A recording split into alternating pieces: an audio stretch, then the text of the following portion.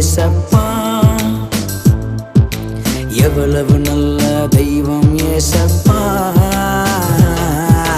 கண்ணீரெல்லாம் துடைப்பாரு, கஷ்டத்தை எல்லாம் நீக்கிடுவாரு. எவ்வளவு நல்ல தெய்வம் ஏசப்பா. ஓ, கண்ணீரெல்லாம் துடைப்பாரு, கஷ்டத்தை எல்லாம் நீக்கிடுவாரு. எவ்வளவு நல்ல தெய்வம் ஏசப்பா. ஆண்டவராய் இயேசு கிறிஸ்துவின் இனிய நாமத்தினாலே என் அன்பின் வாழ்த்துதலை உங்களுக்கு தெரிவித்துக் கொள்கிறேன். நீங்கள் ஒவ்வொருவரும் கர்த்தராகிய இயேசு கிறிஸ்துவுக்குள் சுகித்திருப்பீர்கள் என்று நான் விசுவாசிக்கிறேன். அல்லேலூயா, அல்லேலூயா. இந்த நாளிலும் உங்களுக்கு சமாதானம் என்கிற இந்த நிகழ்ச்சி மூலம் உங்களை சந்திப்பதிலே மிகுந்த மகிழ்ச்சி அடைகிறேன்.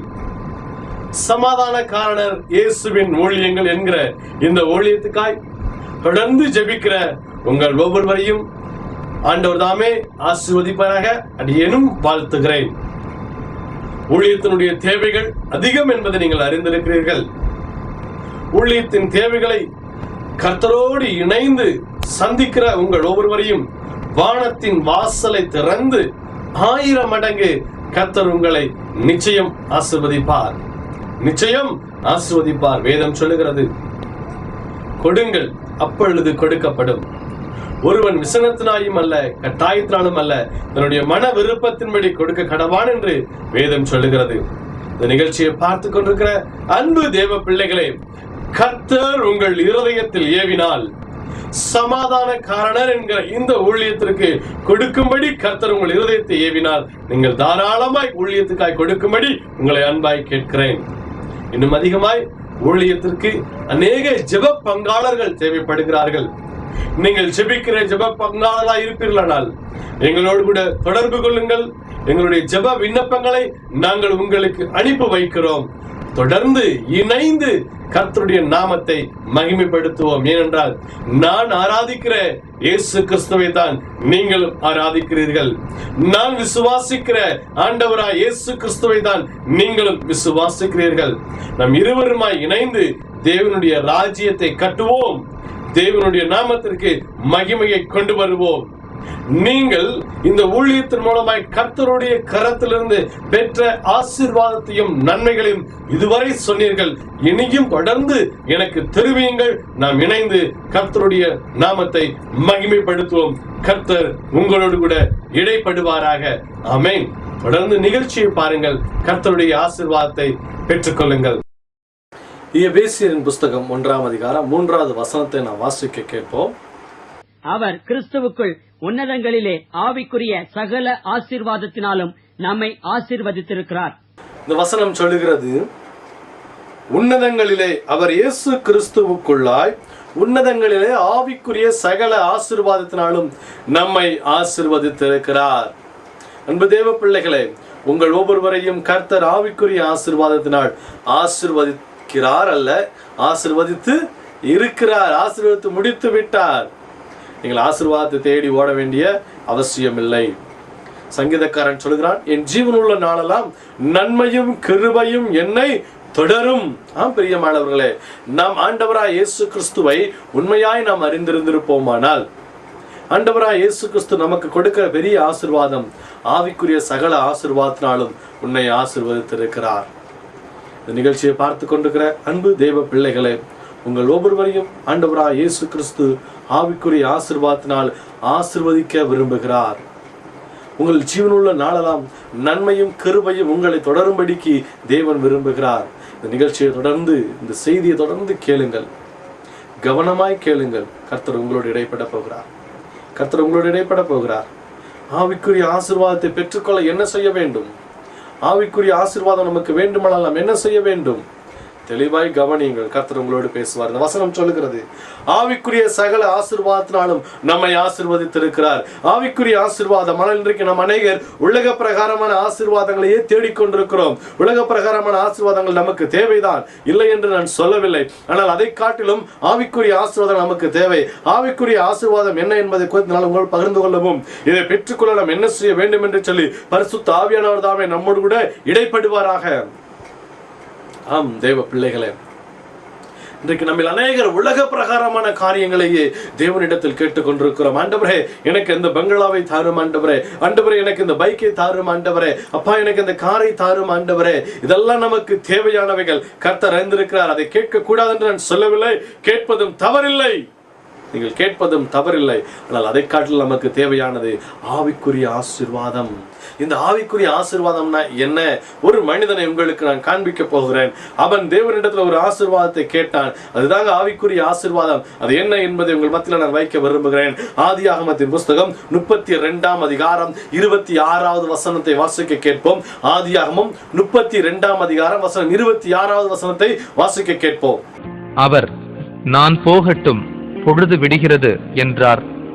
அதற்கு அவன், நீர் என்னை ஆசீர்வதித்தாலொழிய உம்மை போக விடேன் என்றான். பொழுது விடுகிறது, நான் போகட்டும் என்று தேவன் சொல்லுகிறார். அந்த மனிதனோ என்ன சொல்றான்?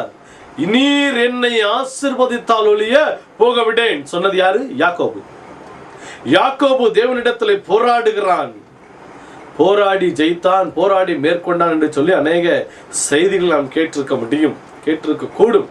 ஆனால் இந்த இடத்துல அவர் என்ன கேட்கிறார்? நீர் என்னை ஆசீர்வதித்தால் ஒழிய உம்மை போக விடேன். நான் ஒன்றை கேட்கிறேங்க, யாக்கோபு ஆசீர்வாதம் இல்லாதவனா இருந்தானா? அவனுடைய வாழ்க்கையை எடுத்து பார்ப்பீர்களானால் தான் அண்ணனுக்கு போக வேண்டிய சேஷ்டபுத்திர பாகத்தை ஒரு களைய கூளை கொடுத்து தனக்கு வாங்கி கொண்டான். சேஷ்டபுத்திர பாக ஆசீர்வாதம் யாக்கோபுக்கு வந்து விட்டது. ஏசாவை ஏமாற்றி வாங்கி கொண்டார். இரண்டாவது, மூத்த மகனை தகப்பன் ஆசீர்வதிக்க வேண்டும் என்று சொல்லி விரும்பி, நீ போய் வேட்டையாடி கொண்டு வந்து எனக்கு சமைச்சிட்டு வா, நான் உன்னை ஆசீர்வதிக்கணும்னு சொன்னார். உடனே தாய் கேட்டு இளைய மகனை அனுப்பி அந்த ஆசீர்வாதத்தை யாக்கோபு பெற்றுக்கொண்டார். இப்ப எத்தனை ஆசீர்வாதம்? 2 ஆசீர்வாதம். ஒன்று சகோதரனுக்கு வர வேண்டிய சேஷ்டபுத்திர பாகம், இன்னொன்று தகப்பன் ஆசீர்வதித்த ஆசீர்வாதம். இந்த 2 ஆசீர்வாதம் போகாது என்று சொல்லி தன் மாமன் வீட்டுக்கு போனார். அங்க போன பிறகு அவன் வேலை செய்தான். முதலாவது மகளை கட்டினான், 2வது மகளையும் திருமணம் செய்தான், பிள்ளைகள் பிறந்தார்கள். இது மட்டும் போதாது, அவர் மாமன் கேட்கிறார், எனக்கு இதுவரைக்கும் கூலி கொடுக்கணும், அவனுக்கு என்ன கூலி கொடுக்கணும்? அப்ப கலப்புள்ள ஆடுகள், வெள்ளை நிறமுள்ள ஆடுகள், இப்படிப்பட்ட ஆடுகளை அவன் எனக்கு கூலியா கேட்கிறான். அதற்கு அவன் என்ன செஞ்சான்? சில காரியங்களை செய்து அவன் போடுகிற குட்டியெல்லாம் பலமுள்ளதாய் போடும்படிக்கும் கலப்புள்ளதாய் போடும்படிக்கு கிரியை செய்து அப்படிப்பட்ட நிறைய சொத்துக்களை சேர்த்தான். வேலைக்காரிகளும் இருந்தார்கள், வேலைக்காரரும் இருந்தார்கள். அது மாத்திரமல்லங்க, 2 வேலைக்காரியும் அவனுக்கு மனைவி ஆயிட்டாங்க. 13 பிள்ளைகளை பெற்றான். ஒரு பிள்ளை 2 பிள்ளை இல்லை, எத்தனை? 13 பிள்ளைகளை பெற்றான். 12 குமாரர், ஒரு ஸ்திரீ, ஒரு பெண் பிள்ளை, மற்றும் 13 பிள்ளைகளை பெற்றான். தங்கம் வெள்ளி உடையவனாய் ஒரு பெரிய செல்வந்தனாய் மாற்றப்பட்டார். மாமா வீட்டில இருந்து திரும்பி வாரான். எங்க? தன் சொந்த தேசத்துக்கு வருகிறான். வருகிற வழியில தான் இந்த சம்பவம் நடக்கிறது. அவன் ஆற்றங்கரையில நின்று ஆண்டவரோடு போராடி ஜெபிக்கிறான். போராடி ஜெபிக்கிற பொழுது கேட்கிறான், நீர் என்னை ஆசீர்வதித்தால் ஒழிய உம்மை போக விடேன். அன்பு தேவ பிள்ளைகளே, அவனிடத்தில் ஆசீர்வாதம் குறைவா இருந்ததா? வேலைக்காரர்கள் குறைவா இருந்தார்களா? செல்வம் குறைவா இருந்ததா? ஆடு மாடுகள் குறைவா இருந்ததா? ஒட்டகங்கள் குறைவா இருந்ததா? எருதுகள் குறைவா இருந்ததா? பிள்ளைகள் குறைவா இருந்தாங்களா? ஒரு பிள்ளைகளை இல்லாம இருந்தானா? அந்த ஆசீர்வாதமும் அவனுக்கு இருந்துச்சு. அப்ப ஆண்டவரிடத்துல அவன் எதை கேட்டான்? இத்தனை ஆசீர்வாதங்களையும் பெற்றிருக்கான். அப்ப ஆண்டவர்கிட்ட அவன் என்ன போராடி கேட்டான்? ஆண்டவரே, என்னை ஆசீர்வதித்தால் ஒழிய உம்மை போக விடேன். போராடி கேட்டுக்கிட்டு இருக்கான். அவன் போராடி என்னத்தை கேட்டான்? இன்னைக்கு நம்மளும் போராடுறோம். ஆசீர்வதியும் ஆண்டவரே, ஆசீர்வதியும் ஆண்டவரே, ஆசீர்வதியும் ஆண்டவரே, ஆசீர்வதியும் ஆண்டவர் என்று போராடிக்கிட்டு இருக்கிறோம். என்ன ஆசீர்வாதத்தை கேட்கிறோம்? இன்றைக்கு யாக்கோபு என்ன ஆசீர்வாதத்தை கேட்டான்? யாக்கோபு சொன்ன, ஆண்டவரே, கோலும் தடியுமாய் இந்த இடத்தை என்னை கடக்க பண்ணினீர், இப்பொழுதோ 2 பெரிய பரிவாரங்களோடு கூட என்னை வரப்பண்ணினீர் என்று சொன்னான். அப்ப 2 பெரிய பரிவாரங்களோடு அவன் கடந்து வாரான். அவ்வளவு பெரிய ஆசீர்வாதத்தை பெற்றிருக்கிற மனுஷன் இன்னைக்கு ஆண்டவரோடு போராடிக்கிட்டு இருக்கிறான். இந்த இரவு நேரத்தில் ஆண்டவரோடு போராடுறான். நீர் என்னை ஆசீர்வதித்தால் ஒழிய நான் உம்மை போக விடேன். இப்பொழுது உம்முடைய ஆசீர்வாதம் எனக்கு வேணும், உம்முடைய ஆசீர்வாதத்தை எனக்கு தந்தரணும்னு சொல்லி போராடுறான். அவன் என்ன ஆசீர்வாதத்தை கேட்டான்? என்ன ஆசீர்வாதத்தை கேட்டான்? அது ஆதியாகமத்தின் புஸ்தகம் 32ஆம் அதிகாரம் வசனம் 5 முதல் நான் வாசிக்க கேட்போமானால் அங்கே சொல்லுகிறான், எனக்கு 2 பெரிய பரிவாரங்கள், எருதுகள், வேலைக்காரிகள், ஒட்டகங்கள் எல்லாமே இருக்குது. இவைகள்லாம் என் சகோதரன், என்னுடைய எஜமானாகிய யாக்கோபு உம்முடைய சகோதரன் உம்மிடத்தில் அனுப்பினார் என்று சொல்லி தன் சகோதரனாகிய ஏசாவுக்கு ஒரு பகுதி காணிக்கையை அனுப்புறான். அனுப்பி நீங்க போய் என்ன செய்யுங்க, ஏசாவை பார்த்து அவனோடு பேசி சமாதானம் பண்ணுங்க. ஏன்னா நான் அன்றைக்கு அவனை ஏமாற்றி என் தகப்பனிடத்திலிருந்து ஆசீர்வாதத்தை பெற்றுக்கொண்டேன். அன்னைக்கே அவன் சொன்னான், என்ன சொன்னான், என்றைக்கு இந்த பெருசுக செத்து போதோ அன்னைக்கே நீயும் செத்து போவான்னு சொன்னான். என்ன சொன்னா, என்னைக்கு இந்த பெருசு, அதாவது தாயும் தகப்பனும் ஈசாக்கும் ரெபெக்காலும் என்னைக்கு சாகுறாங்களோ அன்னைக்கு நீயும் என் கரத்துல செத்து போவா, இவனை கொலை செய்வேன்னு சொல்லி அன்னைக்கு வாக்கு பண்ணுனா. இன்னைக்கு நான் அவனை பார்க்க போறேன், நிச்சயமாய் அந்த கோபத்தோடு கூட அவன் இருப்பான், என்னை கொன்று போட்டுருவான், என்ன செய்வான், கொன்று போட்டுருவான்னு சொல்லி ஒரு பகுதியை காணிக்கையை தன் சகோதரனுக்கு அனுப்புறான். அனுப்பிட்டு இவன் முழங்கால் படிக்கிட்டு ஆண்டவர்கிட்ட ஜெபிக்கிறான், ஆண்டவரே என்னை ஆசீர்வதித்தாலே ஆசீர்வதியும். ஒரு பகுதி போயிருச்சுன்னா இல்ல, நான் என் சகோதரனை பார்க்க போறேன், அவன் என்ன செஞ்சிருவான், என்ன கொலை பண்ணி போட்டுருவான். ஆண்டவரே எனக்கு பயமா இருக்குது, நீர் என்னை ஆசீர்வதியும், நீர் என்னை ஆசீர்வதித்தாலுடைய உம்மை போக விடேன். ஆம் பிரியமானவர்கள், அவன் கேட்கிற ஆசீர்வாதம் பயமில்லாத ஒரு வாழ்க்கை, பயமில்லாத ஒரு வாழ்க்கை வேணும். அன்னைக்கு என் சகோதரன் தீர்மானம் எடுத்தான், என்னைக்கு தாயும் தகப்பனும் மறிக்கிறாங்களோ அன்னைக்கு உன்னை கொன்று போடுவேன்னு சொல்லி தீர்மானம் எடுத்திருக்கான். இன்னைக்கு நான் பார்க்க போறேன் ஆண்டவரே, என்ன ஒருவேளை அவன் கொன்று போடலாம், இதுல இருந்து எனக்கு விடுதலை தாரும், இதுல இருந்து எனக்கு விடுதலையை தாருன்னு கேட்டான். ஹல்லேலூயா. இன்னைக்கு நம்ம என்ன கேட்கிறோம், ஆண்டவரே இந்த பாவமான உலகில நான் பரிசுத்தமானாய் வாழணும் ஆண்டவரே, அந்த ஆசீர்வாதம் தாருன்னு கேட்கிறோமா? இந்த பாவமான உலகில இருந்து ராஜா நான் உம்முடைய பிள்ளையாய் வாழும்படிக்கு ஆசீர்வாதம் கேட்கிறோமா? இந்த பாவமான உலகத்துல இருந்து ஆண்டவரே நான் உம்முடைய நாமத்தை மகிமைப்படுத்துற பிள்ளையாய் என்னை ஆசீர்வாதம் கேட்கிறோமா? அதெல்லாம் நம்ம கேட்கறது இல்ல, அதெல்லாம் நம்ம என்ன செய்யறதில்ல, கேட்கறதே இல்லை. நம்ம கேட்கறதெல்லாம் நம்முடைய பிள்ளைகளுக்கு வேலை வேணும், என் பிள்ளைகளுக்கு படிப்பு வேணும் ஆண்டவரே, என் பிள்ளைங்க செழிப்பா இருக்கணும், என் பிள்ளைகளுக்கு கவலை இருக்கக்கூடாது, என் பிள்ளைகளுக்கு போராட்டம் இருக்கக்கூடாது, என் குடும்பம் எப்பவுமே செழிப்புள்ள குடும்பமா இருக்கணும், இந்த உலகத்துல என் குடும்பம் உயர்ந்த குடும்பமா இருக்கணும். இப்படிப்பட்ட ஆசீர்வாதத்தை தான் நாம் கேட்கிறோம். சங்கீதக்காரன் சொல்றான், ஜீவனுள்ள நாளெல்லாம் நன்மையும் கிருபையும் என்னை தொடரும். அவன் விசுவாசிச்சான், நான் தேவனை தேடுகிறேன், நான் தேவனை தேடுகிறேன், அப்பொழுது இவைகள்லாம் எனக்கு பின்னாடி வரும். எது? நன்மையும் கிருபையும் ஆசீர்வாதமும் ஆட்டோமேட்டிக்கா எனக்கு வந்துகிட்டே இருக்கு, நான் கேட்க வேண்டிய அவசியமே இல்லை. நம்ம தைரியமாய் தெரிந்தபடினாலே அந்த வார்த்தையை சொல்லி வைத்திருக்கிறான். இன்றைக்கு நமக்கு தெரியுதா? நமக்கு அதை நம்ம தெரிஞ்சு வச்சிருக்கிறோமா? இன்னைக்கு நம்ம என்னதான் கேட்கிறோம், ஆண்டவரே நான் ஆசீர்வதிங்கப்பா, நான் ஆசீர்வதிங்கப்பா, என்ன ஆசீர்வதிங்க ஆண்டவரே, இந்த போராட்டம் என்ன விட்டு நீங்க, என்ன போராட்டம், கடன் பிரச்சனையா இருக்கும், இது என்ன விட்டு நீங்கட்டும் ஆண்டவரே. கடன் ஆண்டவர் சொன்னாரு, நீயோ கடன் வாங்காது இருப்பாய், அநேகர் கடன் கொடுப்பா என்று சொல்லி வீம்பா போய் நம்ம கடன் வாங்கிட்டா அப்படிதான் நடக்கும், அப்படித்தான் நடக்கும். நாம் கடன் வாங்கக்கூடாதுன்னு தீர்மானம் பண்ணணும். அன்பு தேவ பிள்ளைகளே, என்னுடைய வாழ்க்கையில நடந்த ஒரு சம்பவத்தை உங்கள் மத்தியில சொல்ல விரும்புகிறேன். நான் பெங்களூர் பட்டணத்தில் ஊழியம் செய்து கொண்டிருந்த பொழுது ஒரு முறை நான் தங்கியிருந்த வீட்டுக்கு வாடகை கொடுக்க மிக கஷ்டப்பட்டு கொண்டிருந்தேன். வாடகை கொடுக்க முடியாமல் மிக கடினமாக இருந்த பொழுது நானும் என் மனைவி ஒரு தீர்மானம் எடுத்தோம். நான் என்ன தீர்மானம் எடுத்தேன் தெரியுங்களா? என்னுடைய நண்பரிடத்துல கடன் வாங்கி வாடகை காசு கொடுத்துடலாம், அடுத்து தேவன் கொடுக்கிற காணிக்கையிலே நான் அந்த கடனை அடைத்துடலாம் என்று சொல்லி தீர்மானம் செய்தேன். ஆனால் தேவன் என்னோட பேசினார், ஆவியான இடைப்பட்ட நீ கடன் வாங்கக்கூடாதுன்னு சொன்னாரு. அந்த நாட்களில் நான் போய் கொண்ட சபையில கன்வென்ஷன் மீட்டிங் நடந்து கொண்டிருந்தது. அந்த கன்வென்ஷன் மீட்டிங்ல முதல் நாள் பிரசங்கியார் இதை குறித்து தான் பேசினார். நீயோ கடன் வாங்காது இருப்பாய், அநேகருக்கு கடன் கொடுப்பாய், கடன் வாங்காதே என்று சொல்லி பேசினார். என்னோடு பேசின ஆவியானவங்க பேசின பொழுது தீர்மானமா இருந்த, ஆண்டவரே இந்த வாடகை பிரச்சனைக்கு நான் என்ன செய்ய மாட்டேன், கடன் வாங்க மாட்டேன் ஆண்டவரே, நீர் தந்தால் நான் வாடகை கொடுக்கிறேன், இல்லைன்னா ஆண்டவரே இந்த வீடையும் காலி பண்ணிட்டு நீ சொல்ற இடத்துல அமர்வதற்கு ஆயத்தன்னு சொல்லி தைரியமா இருந்தேன். சாயங்கால கூட்டம் ஆரம்பித்தது. போதகர் வந்தார், பிரதர் ஷாம் நீங்க எழுந்து ஆராதனை நடத்துங்கன்னு சொன்னார். நான் பாடல்களை பாடி கர்த்தரை மகிமைப்படுத்தும்படி ஆராதனை நடத்தும்படிக்கு தேவன் உதவி செய்தார். ஆராதனை நடத்தி கொண்டிருந்தோம். பரிசுத்த ஆவியானவருடைய அபிஷேகம் இறங்கி கொண்டிருந்தது. ஆராதனை நடத்தி கொண்டிருந்தோம். பிரசங்கியார் வந்தார். பிரசங்கியார் வந்து அமர்ந்தது எனக்கு தெரியாது. ஆராதனை போய்கிட்டு இருக்கோம். அப்ப போதகர் என்ன பதுவாய் தொட்டு பிரசங்கியார் வந்து விட்டார். ஆராதனையை முடித்து அவர் கரத்தில் நேரத்தை கொடுங்க என்று சொன்னார். நான் ஆராதனையை முடித்து ஜெபித்து பிரசங்கியார் இடத்துல கொடுக்கும்படியா என் போதகர் இடத்துல இப்போ மீதியான பகுதியை அவர் எடுப்பார் என்று சொல்லி நான் கொடுத்து விட்டு அமர்ந்த உடனே என் போதகர் எடுத்து அவர் பேசின பொழுது அந்த பிரசங்கியருடைய கரங்களை பிடித்தார். தம்பி அப்படின்னார். ஐயா சொல்லுங்க அப்படின்னு நல்ல ஒரு கவரை கொடுத்தார். இதை வைத்துக்கோங்க, கடைசியான உங்களிடத்துல பேசுகிறேன் என்று சொன்னார். கவரை வாங்கி நான் பையில வச்சுட்டேன். அவர் பிரசங்கம் ஆரம்பித்தாரு, செய்தியில கொடுத்து முடித்தார். கூட்டம் முடிந்தது. அநேகர் அபிஷேகத்தை பெற்றுக்கொண்டாங்க. எல்லாரும் ஜெபம் பண்ணாங்க. கடைசி அவர் என்னை அழைத்து, தம்பி வாங்க பேசுவோம் அப்படின்னு சொல்லி என்னை அழைத்து பாஸ்டர் வீட்டுக்கு கூட்டு போனாங்க. அந்த நாள் பாருங்க, எங்களுடைய பாஸ்டருக்கு வேற ஒரு ப்ரோக்ராம். அவர் வெளியே போனதால அவர் சொன்னாரு, பிரதர் சாம் நீங்க போயிட்டு செய்யுங்க, ஊழியக்காரர் ஸ்டேஷன்ல விட்டுட்டு வாங்கன்னு சொன்னார்.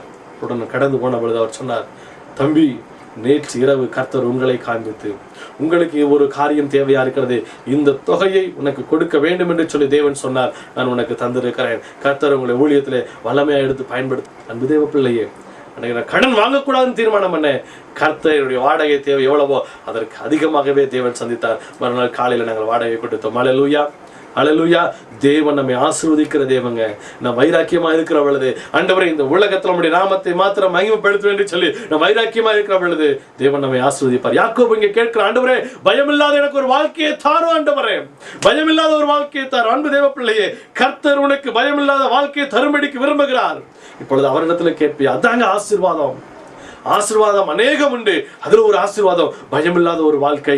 இந்த பயமில்லாத வாழ்க்கையை உனக்கு தருவதற்கு தேவன் ஆயத்தமா இருக்கிறார். தேவனை பார்த்து கேட்பீங்களா? பயமில்லாத வாழ்க்கை வேணா என்ன செய்யணும்? பயமில்லாத வாழ்க்கை வேணா என்ன செய்யணும்?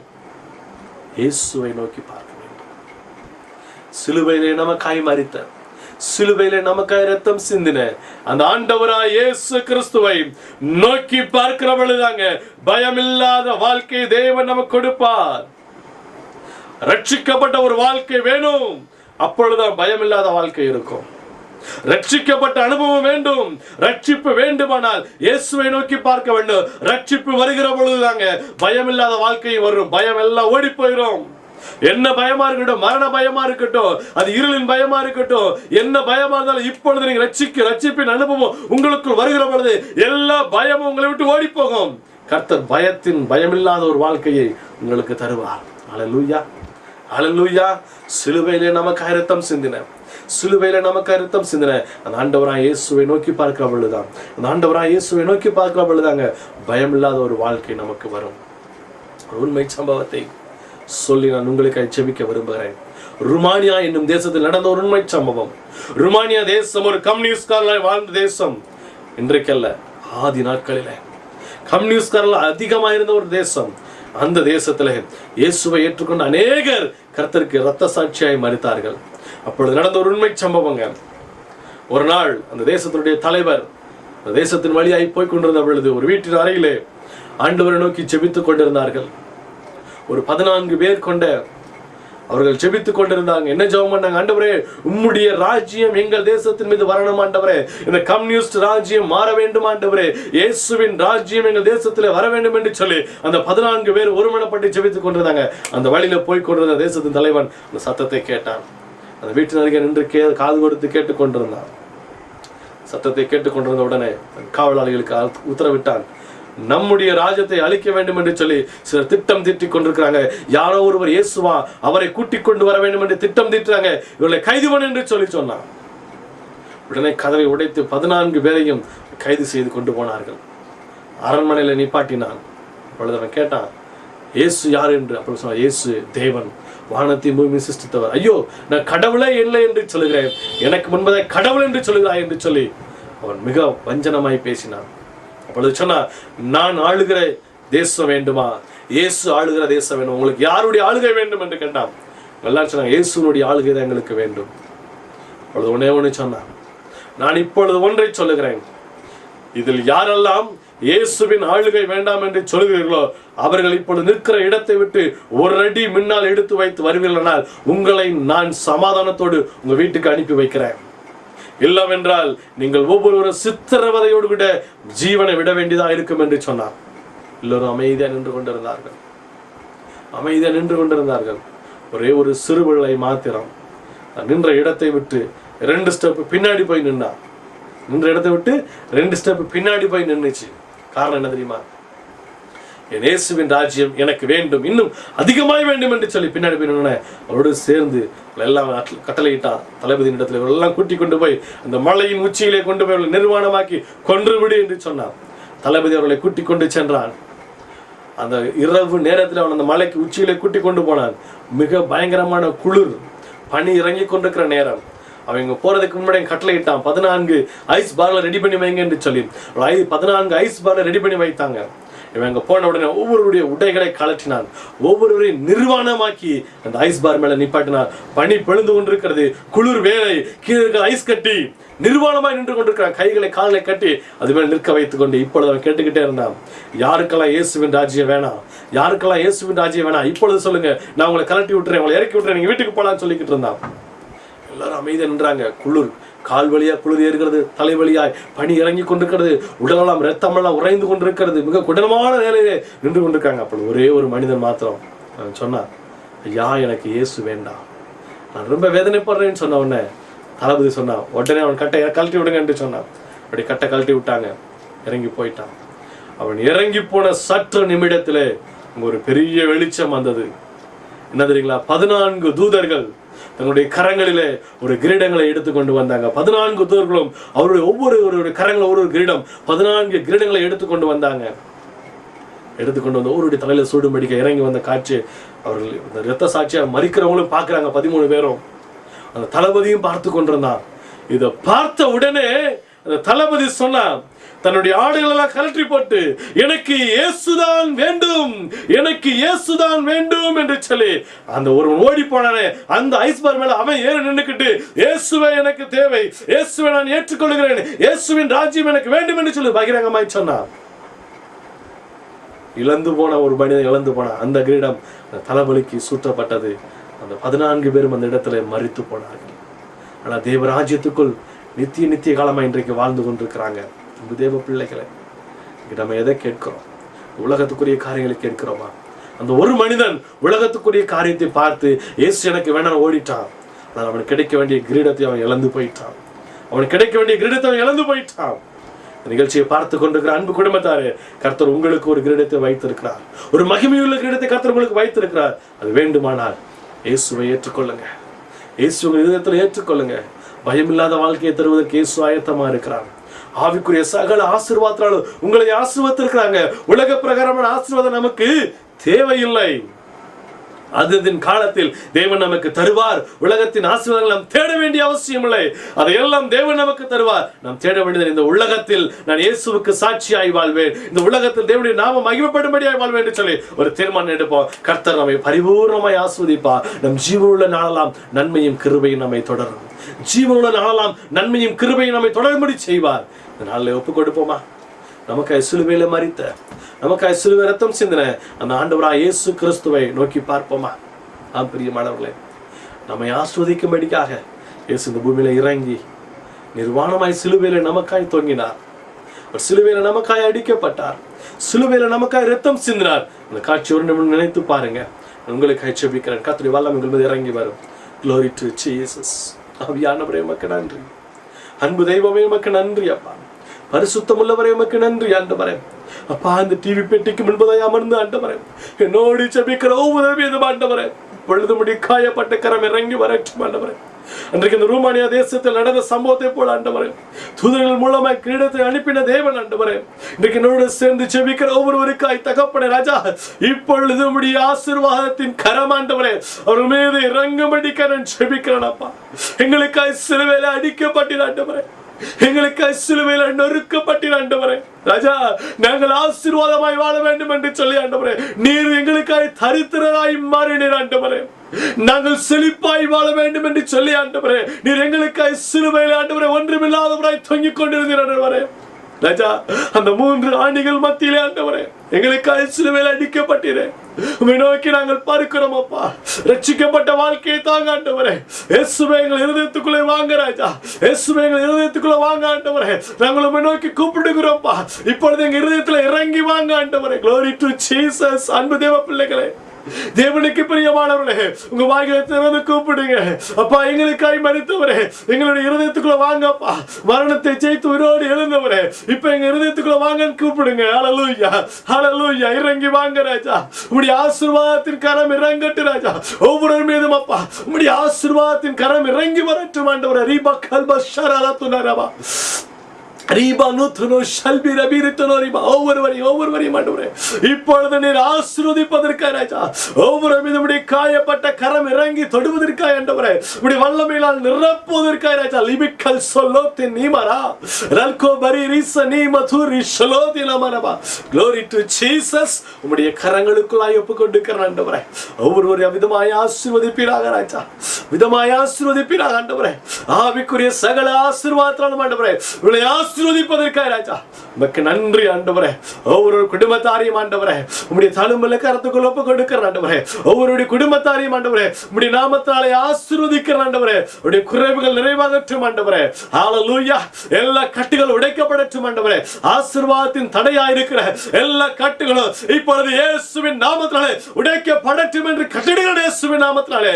அப்பா ஆண்டவரே, ஆசீர்வாதத்தை சுதந்திரிக்க முடியாதபடிக்கு கிரியை செய்கிற எல்லா அந்தகாரத்தின் வல்லமைகளை இயேசுவின் நாமத்தினாலே கட்டுண்ட அப்பாலே போ என்று கட்டளையிடுகிறேன் இயேசுவின் நாமத்தினாலே.